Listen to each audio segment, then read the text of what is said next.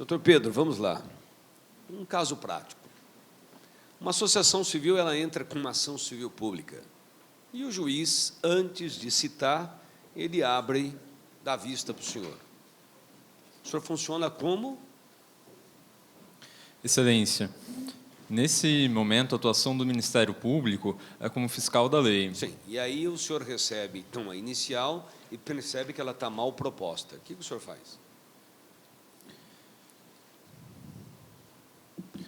Como fiscal da lei, o promotor de justiça, o Ministério Público, pode atuar no sentido de requerer a adequação dessa ação inicial para o juiz. Requerer adequação ou aditar a inicial?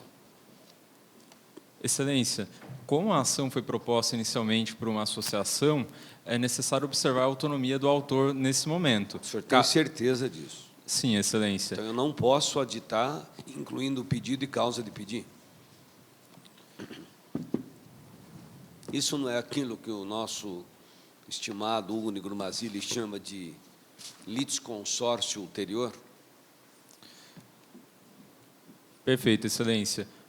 É possível, sim, o Ministério Público atuar como litisconsórcio ativo ulterior? Então, aí não há aditamento da inicial? Sim, perfeito. É possível, sim, o aditamento da inicial. Aí eu continuo seguindo só como fiscal da lei ou autor também?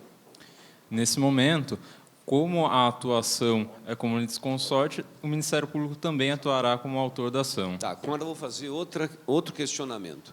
O juiz não deu vista para o senhor. Ele manda citar o réu contesta, réplica, aí ele lembra do senhor. E quando chega na tua mão, Vossa Senhoria percebe que a ação ela é horrível. O que o senhor faz? Excelência, ele não saneou o processo ainda. Então, a primeira pergunta, ele não saneou o processo. O senhor pode aditar? Excelência, a forma como é conduzida a ação civil pública, observando os preceitos e princípios regentes do microsistema processual coletivo, permite uma maior flexibilização do rito processual. Em razão disso, é possível, sim, uma atuação mais ativa do Ministério Público, mesmo não sendo esse o momento mais adequado para tanto, pois ainda é anterior ao saneamento do processo. Muito bem. E se, por acaso, o juiz não aceita, o senhor pode recorrer, e o tribunal não aceita, e o senhor ficou com uma ação proposta horrível, e o senhor tem um inquérito civil que estava prontinho para o senhor entrar com a ação. Tem alguma solução processual que o senhor possa adotar para consertar o problema? Excelência, acredito que seja o caso da propositura da ação e, em razão dessa futura ação a ser proposta pelo Ministério Público, por estar mais adequadamente instruída, será adotada como a prioritária pelo magistrado na condução e solução desse Elas serão reunidas, então, serão por reunidas. conexão Haverá uma reunião das ações propostas e, em razão da conexão ou continência, essa será tomada como prioritária, em razão de estar melhor instruída e com pedidos mais abrangentes. Doutor, fale para mim da uso campeão especial individual urbana. O MP é obrigado a intervir? Excelência, a uso capião especial urbana tem previsão na Constituição Federal como uma das formas de atribuir função social à propriedade no âmbito do direito urbanístico. Ela foi regulamentada posteriormente no âmbito do Estatuto da Cidade e a previsão no Código de Processo Civil para a atuação do Ministério Público nas ações de uso capião quando coletivas.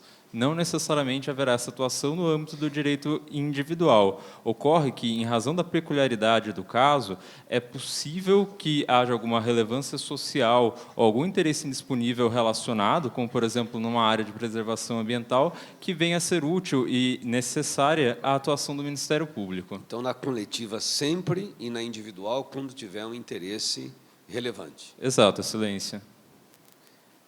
Posso fazer uma última pergunta? Lógico. O nascituro pode ser consumidor?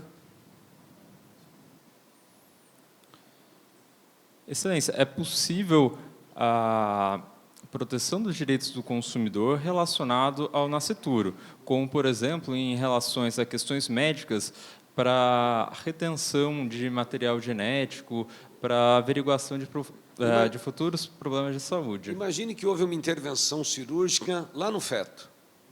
Perfeito. E isso trouxe um problema seríssimo. Ele nasce depois com um problema seríssimo. Eu posso considerá-lo consumidor? Porque o conceito de consumidor é toda pessoa física ou jurídica que adquire ou utiliza um produto como destinatário final.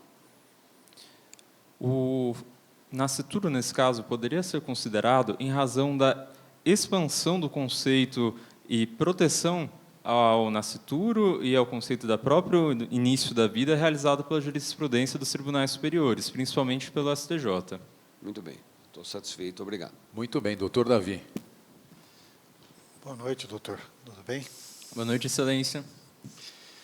Quais são os pressupostos da responsabilidade civil? Excelência, a responsabilidade civil, na forma arquitetada pelo Código Civil, conjugando artigos 187, 188 e 927 do Código Civil, tem como requisitos uma conduta, que pode ser uma conduta ativa, uma conduta passiva, um resultado e um nexo causal, que é o elemento aglutinador dessas condutas. Há uma dupla espécie de responsabilidade civil, prevista no ordenamento, com relação à exigência ou não do aspecto subjetivo nessa conduta. A regra no Código Civil é a previsão da responsabilidade subjetiva. Ocorre que o ordenamento, de uma forma ampla, tanto no Código Civil, no parágrafo único do artigo 927, como também no Código de Defesa do Consumidor e na legislação ambiental, prevê a responsabilidade de forma objetiva. Então, nessas hipóteses, não se faz necessário esse elemento subjetivo para a caracterização da responsabilidade civil. Em tema de responsabilidade civil, doutor, o que se chama de nexo causal flexível? Excelência, o nexo causal flexível não foi constituído, num primeiro momento, no estudo da responsabilidade civil.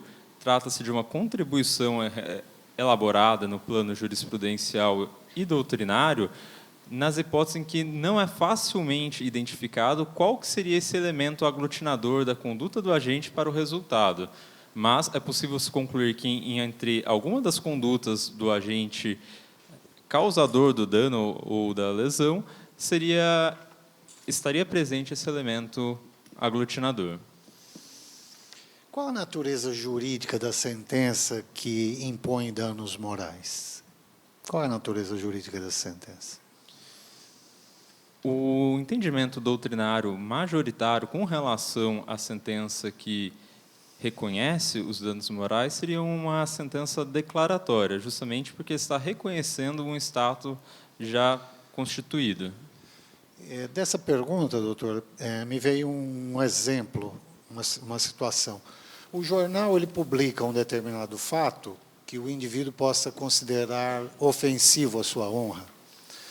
E em que momento que se inicia, qual é o termo inicial de contagem da prescrição para efeito de ação reparatória de danos decorrentes da publicação dessa notícia? Porque, via de regra, o jornal permanece na plataforma do Google por tempo indefinido, né? Até que seja retirado. Em que momento que se inicia para o lesado o direito à reparação dos danos? O entendimento que prevalece a respeito do termo inicial da prescrição nesse caso se dá a partir do momento em que a vítima dessa publicação toma conhecimento do fato ocorrido. Ocorre que nem sempre isso é muito fácil de ser identificado, e, em razão disso, há quem entenda que o melhor posicionamento a ser adotado seria a data da publicação que foi realizada. E qual a sua opinião a respeito? O senhor pontuou as duas situações. Qual que é a sua opinião? Excelência. Em que momento que ocorre a ofensa, doutor? É no momento que ele toma conhecimento ou no momento que a ofensa é propalada? A ofensa se dá no momento em que a vítima toma conhecimento da publicação. E até mesmo pela principiologia, pela doutrina relacionada à responsabilidade civil, que prioriza a reparação do dano ocorrido, como postulado pela professora Giselda Rinoraka, Entendo que seria esse o momento mais adequado, o momento em que a vítima toma o conhecimento. Muito obrigado, doutor. Estou satisfeito. Muito bem. Doutor Pedro, vamos começar a sua arguição.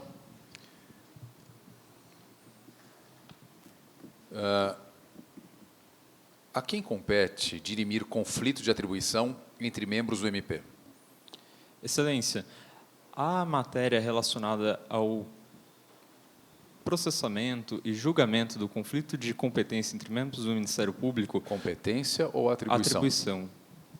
A atribuição do Ministério Público foi analisada pelo Supremo Tribunal Federal. Num primeiro momento, a jurisprudência entendia que seria uma competência do próprio Supremo Tribunal Federal, pois envolvia a atribuição de entes federativos e, no caso, Ministério Público, membros do Ministério Público de entes federativos distintos. Ocorre que, até mesmo em razão da sobrecarga de processos existente no Supremo Tribunal Federal e por entender que o princípio que rege o Ministério Público é o princípio da unicidade, entendeu-se que a competência para solucionar esse conflito de atribuições seria do Procurador-Geral da República. O senhor discorreu sobre conflitos de atribuição entre membros de diferentes ministérios públicos. Perfeito. Ou se trata de uma resposta que abrange qualquer conflito de atribuição? O Não, senhor não. passa no Ministério Público, o senhor é promotor na capital, e o senhor diverge de um colega de São Bernardo do Campo sobre quem tem que atuar. É o Procurador-Geral da República que dirige? Não, Excelência. Nesse não. caso, quando o conflito de atribuições se dá no âmbito do próprio Ministério Público, salvo engano, a solução se dá no âmbito do Conselho Superior do Ministério Público. Conselho Superior do MP. Isso. Muito bem. E se for um conflito entre membros do Ministério Público Federal? Seria na Câmara de Resolução de Conflitos do Ministério Público Federal. Câmara de Resolução de Conflitos. Muito bem. Doutor, vou ainda dentro dessa matéria. Imagina assim, o Ministério Público recebe um inquérito policial, supostamente relativo a um tráfico de drogas. O promotor examina os autos e entende que, na verdade, não houve tráfico, e sim porte de drogas para consumo próprio. Ele atua na vara criminal, ele faz um requerimento, então, ao juiz para remeter ao GCRIM. O juiz defere. Chega nas mãos do promotor do GCRIM. Ele discorda, entende que, na verdade, houve sim tráfico, que há elementos que apontam para o crime equiparado e hediondo. O que deve... O senhor é o promotor que se vê nessa situação. Que atitude o senhor tomaria? O senhor recebe, o senhor promotor do GCRIM, recebeu o inquérito, teu colega disse não é tráfico, é porte, pediu para o juiz remeter, ele remeteu, você lê os autos e fala, não, está errado, isso é tráfico. E aí? Excelência, o caso apresentado consiste em um conflito negativo de competências. A solução a ser tomada nesse caso é um incidente processual específico para solucionar tal questão junto ao Tribunal de Justiça. Então, o senhor suscita ou requer ao juiz que o faça? Nesse caso, eu suscito, pois... O senhor tem legitimidade para suscitar um conflito de competência? Sim, o Ministério Público é O legitimado... senhor tem competência? interesse. Então, o senhor pode dizer que... figurar como suscitante nesse conflito, dizendo eu não tenho competência? Excelência, o Instituto da Competência pode ser tanto debatido e suscitado pelas partes do processo, como também pelo próprio magistrado de ofício. Nesse caso, por ser um entendimento pessoal como membro, seria possível, sim, o Ministério Público suscitar tal conflito de O competência. senhor tem certeza? Sim. Tá bom, beleza, tá bom. Para finalizar, um exemplo de conexão e um exemplo de continência no processo penal.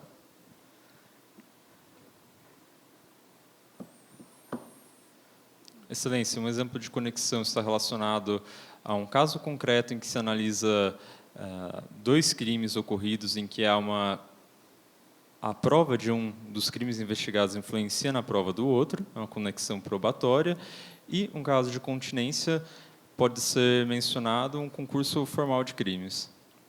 Muito bem, muito obrigado, doutor. Doutor Pedro. Doutor Pedro José. Por favor, doutor, veja aí o artigo 157 do Código Penal.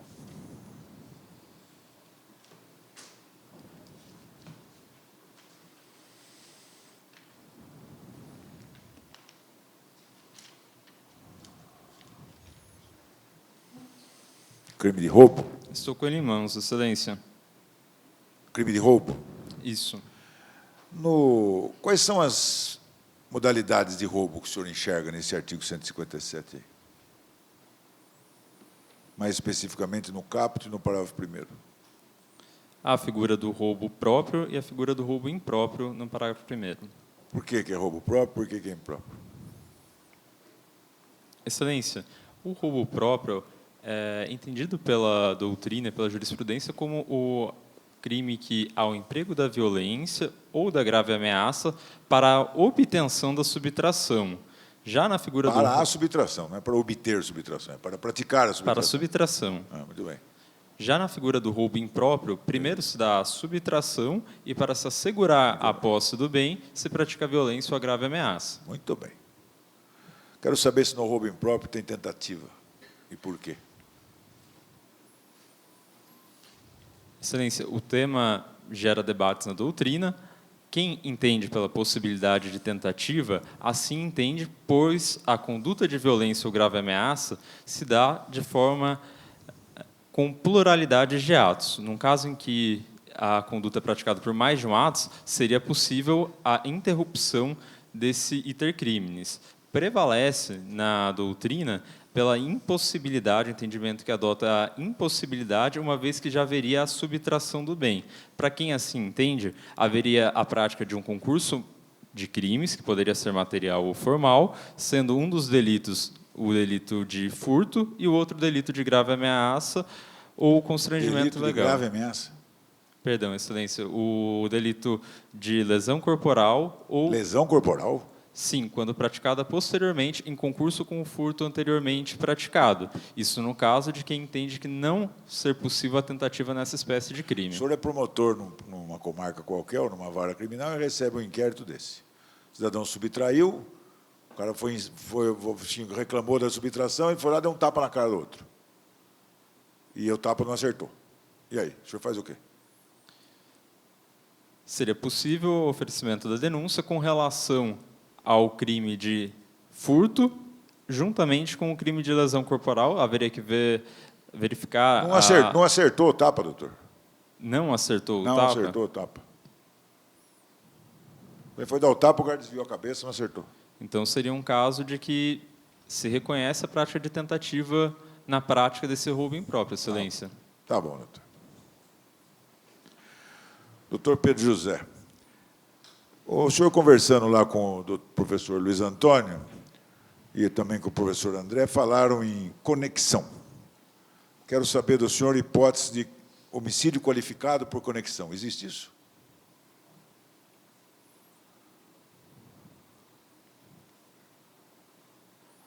Excelência, não há um impedimento normativo no que tange à possibilidade de configuração de homicídio qualificado por conexão. Não há impedimento?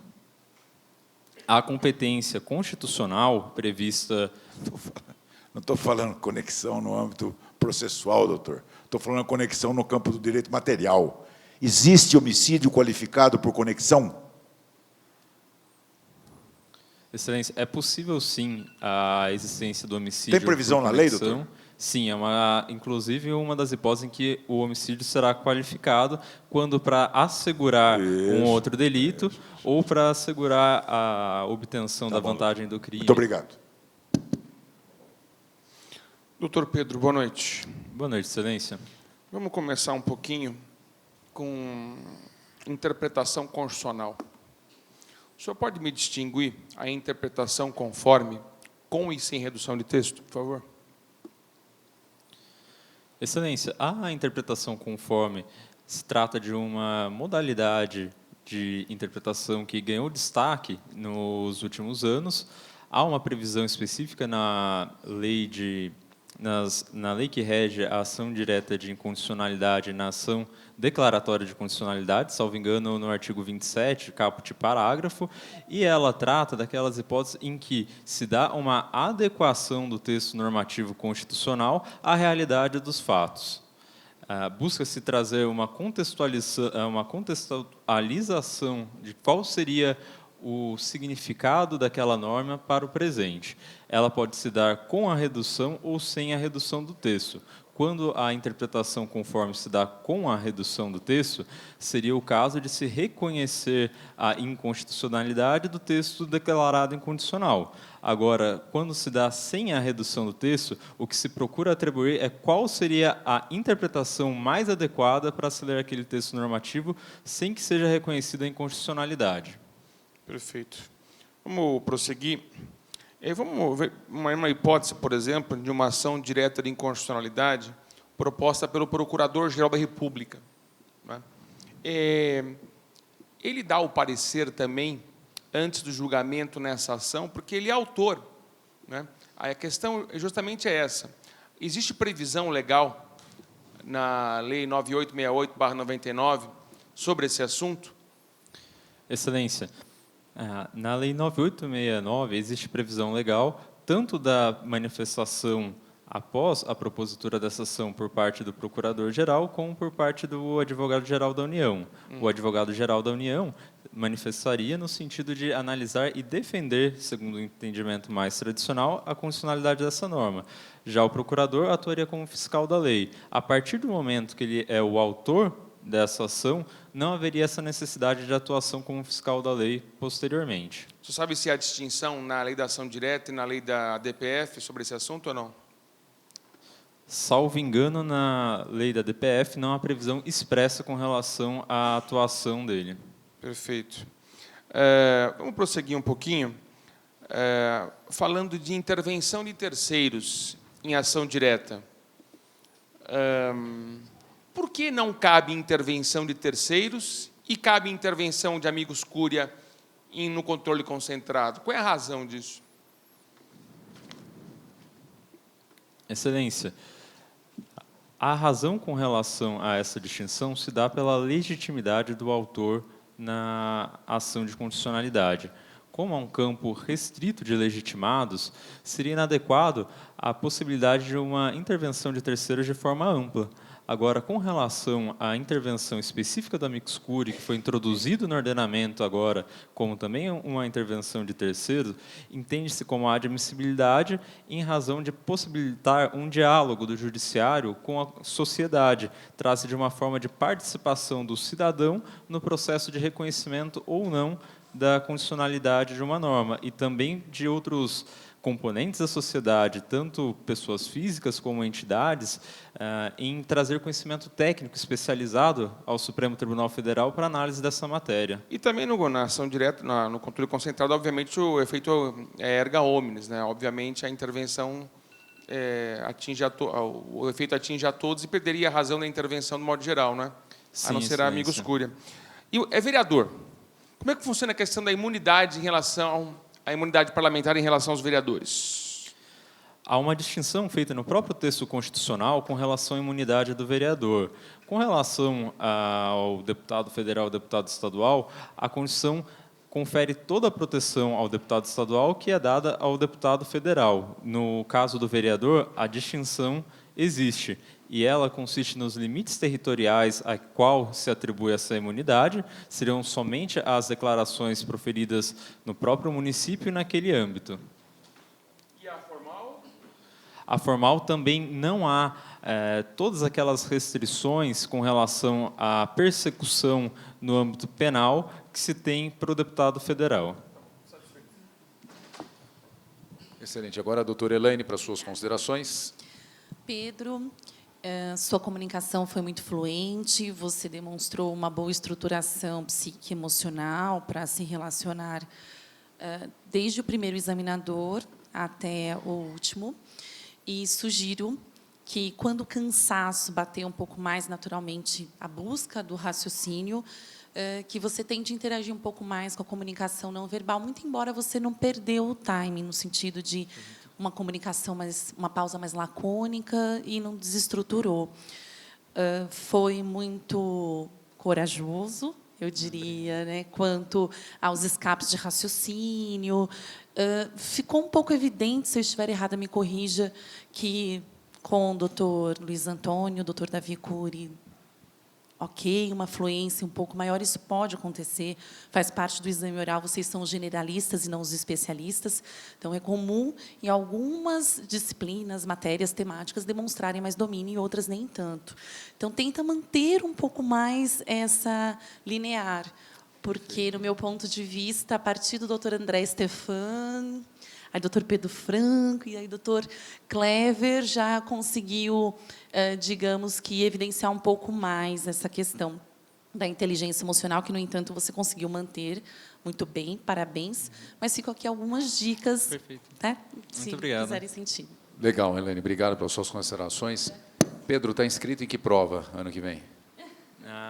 Espero que nenhuma. Vai ano fazer que vem. Florianópolis, não? Não, prefiro ficar só por aqui, Excelência. Então tá bom. Faz São Paulo, então. Tomara, que assim seja. Então tá bom. Dou para ver com o reloginho aí do triatleta. Ah. Obrigado, viu? Parabéns. Obrigado.